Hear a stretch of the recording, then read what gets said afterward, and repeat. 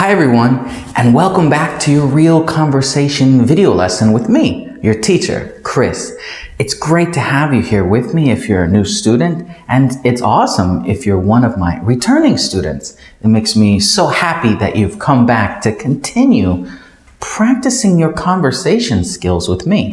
Keep talking to me. That's awesome because at the end of the day, I am excited when my students improve.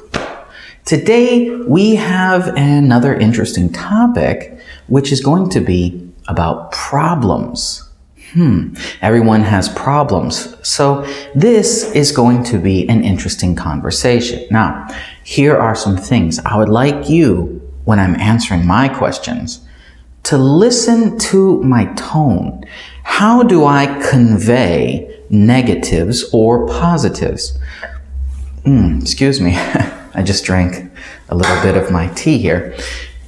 If I say something that is a problem and it's a negative problem, I want you to really listen to how my tone, how my inflection points change to convey, to give this information to you. And when I have a positive thing, I want you to listen to my speed, my inflection, how my tone changes again. Because these are marks of fluency. These are skills that you learn to improve how you communicate. These tones, these inflections, these speeds, they are very good tools to improve the message that you're giving to whoever you're talking to. Now, let's get started. The first thing I would like you to do is like the video. Like this lesson. If you're new here, like it. If you're one of my returning students, like it. Share it in your WhatsApp groups and on Facebook. I've been getting lots of new students and I love that. Thank you very much for sharing. And if you're a new student, subscribe to my channel. I put out new videos every day. And I'm starting to really enjoy having these conversations with you. So here is how this lesson will work. I will ask you the question and give you some time to answer me back. I'm going to look at you. So try and look at me and give me your answer. Talk to me. Here, I'll even get closer. Plus, I forgot my glasses. They're on my desk and I can't see very far. No, I can see, but I want us to have this face-to-face conversation. So let's get started. Oh, remember, put your answers down in the comments section so that I can correct them. And then practice the videos again. Listen to the video again, use these corrected natural English answers and practice saying them again to me.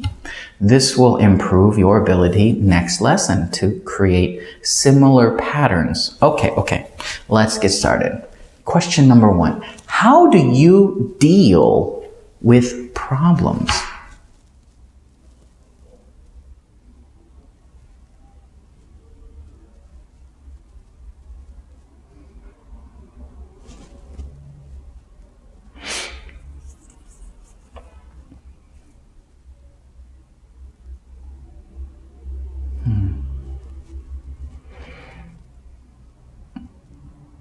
Now, I hope you noticed that this lesson is a little bit quieter than my last 2 lessons because I turned the air conditioner off. So I'm very, very warm, but I want to have as clear of an audio as I can. So that's a problem and I'm dealing with it. Question number 2, what problems do you come across in your daily life or at work?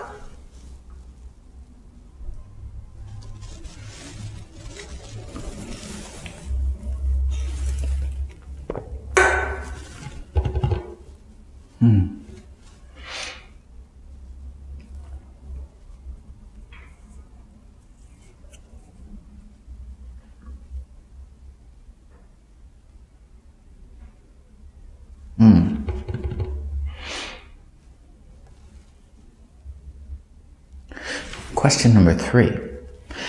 Do you feel that problems are opportunities? Why or why not?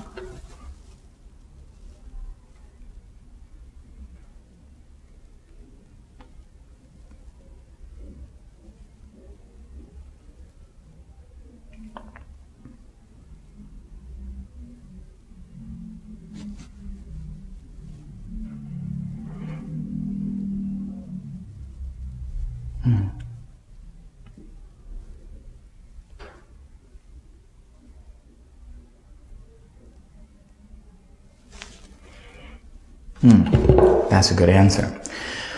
What was the last problem that you solved and how did you do it?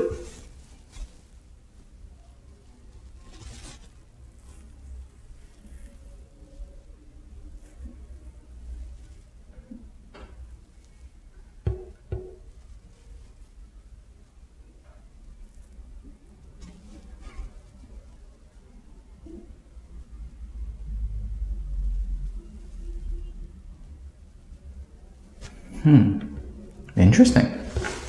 Here's the last question. Problems don't matter. Solutions do. Do you agree or disagree?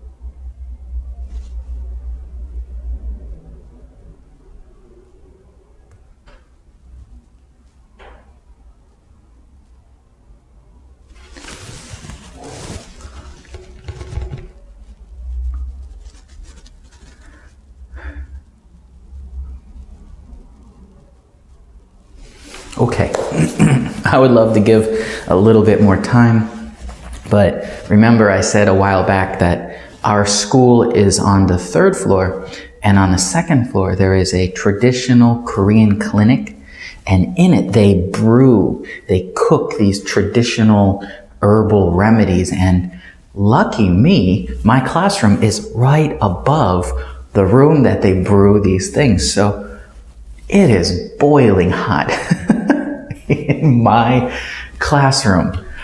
Let's get started here. And remember, listen to the tone on how I answer these questions. Listen to the speed, the inflection. Listen to the pausing when I stop what I say. Because those empty spaces in speech, that dead silence, improves the amount of emphasis on the next piece. So here we go. How do you deal with your problems? It depends. Now, if it's a problem that suddenly comes up, I'm usually okay, and this is only because I'm a little crazy and I always try to plan for the worst case scenario. I'm always prepared for things to go badly. It was kind of crazy, right? So spontaneous problems, I am a little bit more prepared. I'm actually better prepared for spontaneous problems than I am for unanticipated problems. Problems that I had zero idea or shouldn't happen. Problems that come up because someone forced it to be a problem. Someone else changed the variables, changed what's happening in what was supposed to happen and made it into a problem. Those ones I have issues with. I usually will get a little angry and frustrated. It's less raw Hulk smash and more disappointment in people and frustration because now I have an unexpected problem that I must solve immediately. Number 2, what problems do you come across in your work or life? The biggest problem for me in life is that my family lives apart from me. My wife is currently in school getting her teaching certificate, or teaching degree, I should say, in English. So she is away from me studying and I am here working. So that is a difficulty because I want to continue to cultivate a solid, family life. My daughter is with my wife as well because that's how it should be, I think. But that's a difficult problem for me because I'm apart from my family. I'm not seeing my daughter grow up every day. I have limited influence in helping both of them with daily things. So that's a problem in my daily life. But in my work life, it's more of just stress, dealing with helping children who don't want to learn. Excuse me. I have a few students who generally genuinely, sorry. I was like, why did that word not sound right? They genuinely do not care about learning English. Some of them come from rich families, and the value of what they're getting isn't apparent to them. They don't understand how important learning English is, especially in Korea. And some of them are just, their mind is on something else. And part of me has a hard time with it because, one, they need to learn it, and two, I want them to do the thing that interests them. So I have a real problem on a level with that because, like I said, I want to teach them because they need to know how to speak English to get into a university here. But also I want them, because this culture is very school-oriented, school-focused, study, school, go to academy. There's very little time to be a child. So when the kid is interested in baseball or playing outside or Pokemon cards, anything, I want them to enjoy that as well. But there's a time and a place for everything, and sadly, they don't have a place or time for their hobbies. So that's a problem I have at work. 3, do you feel that problems are opportunities? Why or why not? Problems are one of those things for me that do not feel like opportunities until I've solved the problem. Then I realize that it's an opportunity. That realization only comes after I've fixed the problem. I'll give you a perfect example. My students were having a very difficult time writing sentences because one of my coworkers was having a difficult time teaching them grammar. And I'm the writing teacher. I'm struggling to try and think of a way to make these children who don't understand any basic grammar write sentences. And it took a while, but I ended up creating a way to fix this problem, not in the fact that I was teaching them grammar, but in the way that I was teaching them more natural patterns. And at the time I thought, oh, this is so difficult. I don't want to do this, but I have to. And then when it was done and I realized it was a very successful solution, I turned it into a book, and now it's a successful book. So that problem was a problem until I solved it, and then it became an opportunity to help other people. It became a book, it became video lessons. My quick sentence builder video series is actually because of that problem. That was how I created a way to teach children without worrying about grammar. What was the last problem you solved, and how did you do it? Well, the biggest problem was that one, teaching them how to write sentences without understanding grammar by seeing the patterns that normal native speakers learn. And I solved it.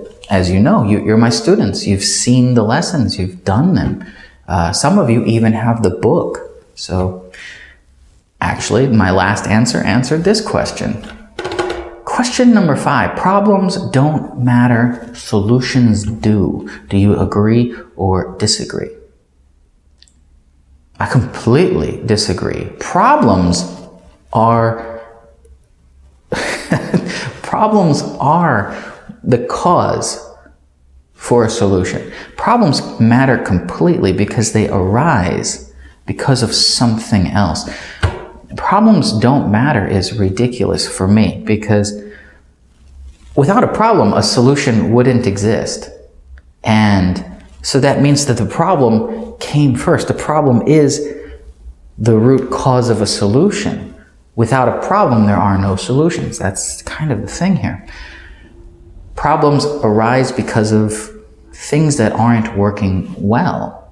And that in itself is a bad thing. There are inconsistencies, there are inefficiencies, there are miscommunications, etc., etc. Many things that cause problems. The fact that there is a problem matters immensely because of the stuff before the problem that caused the problem. So Yes, problems matter. Solutions are very important, yes, because they fix a problem, but they wouldn't exist without the existence of a problem.